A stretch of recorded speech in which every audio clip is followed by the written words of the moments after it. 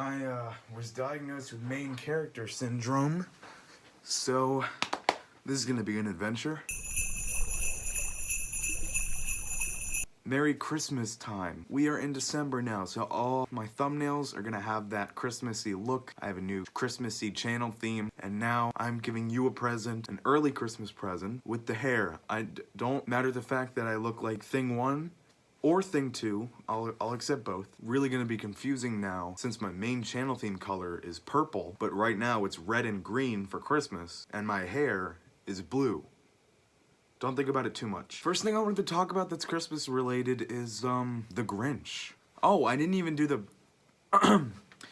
Hello, welcome. My name is Gusty. I want to talk about the Grinch. I feel like there was a gap between the Jim Carrey Grinch movie and to where the Grinch is now. And I'm not talking about the Grinch as an IP character. Obviously, Netflix had the animated Christmas movie. It's not, Netflix didn't make it. I don't know why I said Netflix. And of course, you have the original Dr. Seuss Grinch. But I feel like when the Jim Carrey movie was released, it was a hit, obviously. And then there was just this long period of just like, oh yeah, you know, Christmas, you think of red and green, you think of Santa, presents.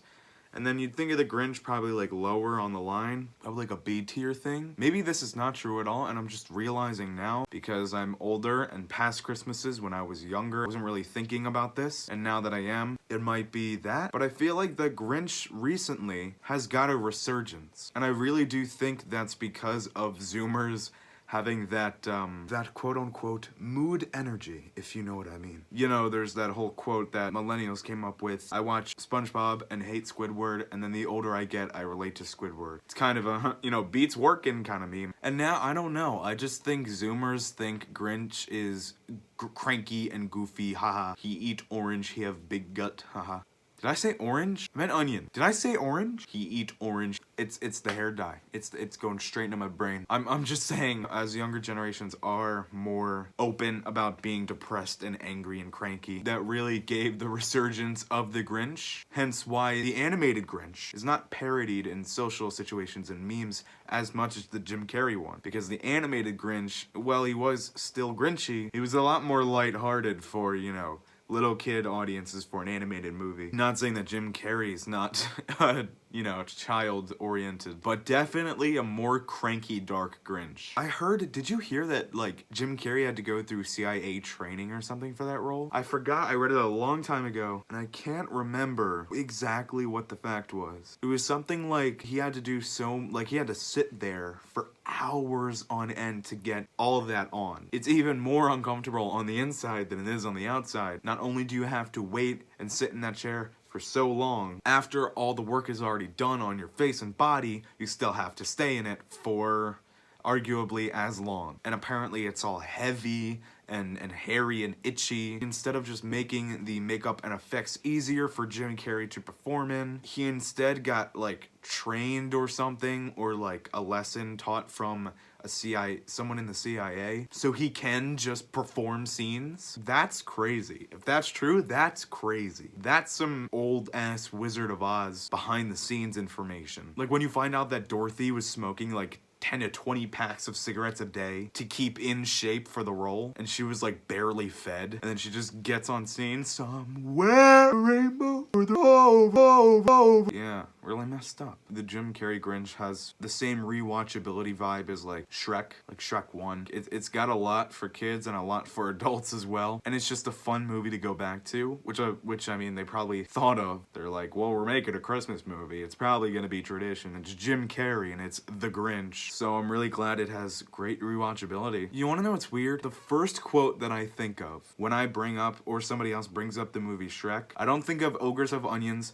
I don't think of wipe your face. I think of just this weird situational line in the script when Donkey and Shrek are both meeting each other for the first time, and Donkey meets Shrek's home, the swamp, and they're like walking down a hill and there's a boulder, and then Donkey just goes, That's a nice boulder.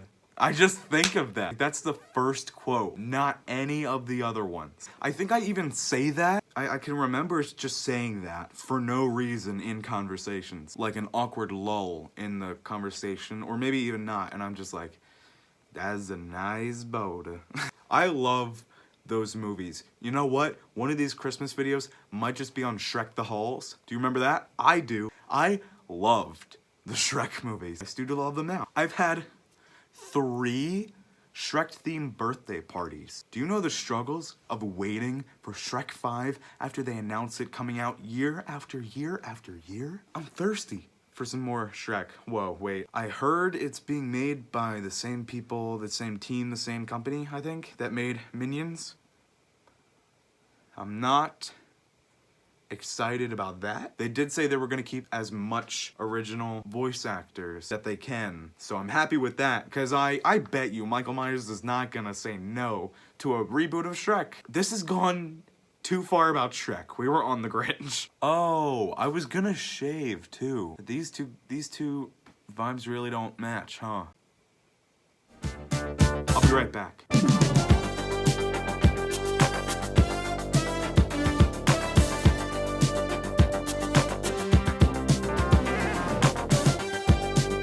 Alright, I'm back. I shaved. My chin is now colder. Oh, should I show you everything? You see these nice shades of blue here. Here's the other side, like royal blue here. In the back, you got some, yeah, look at that, like midnight blue. It's very floofy right now because I just got it done. But for right now, enjoy thing 1 and thing 2 Gusty. A great inclusion you'll find. I'm probably gonna name this episode How Zoomers Stole the Grinch, but only because the Grinch's book is How the Grinch Stole Christmas. It's not like Zoomers didn't take the Grinch from any other generation and like ruin it or something. Anyways, that was my little talk about the Grinch. Maybe it's just another amazing PR tactic for who owns the Grinch? Does Dr. Seuss have a, I guess he would have a company, right? I don't know. Thank you for watching. My name is Gusty. Subscribe and bah humbug. I don't know, I feel like that was always looked down, like, ooh, he said bah humbug, but I mean, it's an old ass word, like, oh, bah humbug.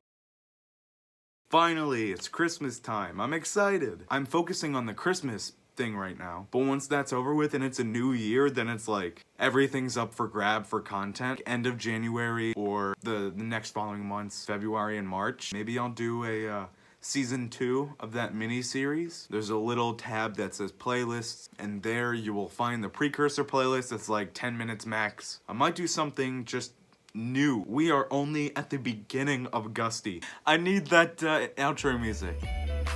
Ooh, Christmassy, that's right. Bye.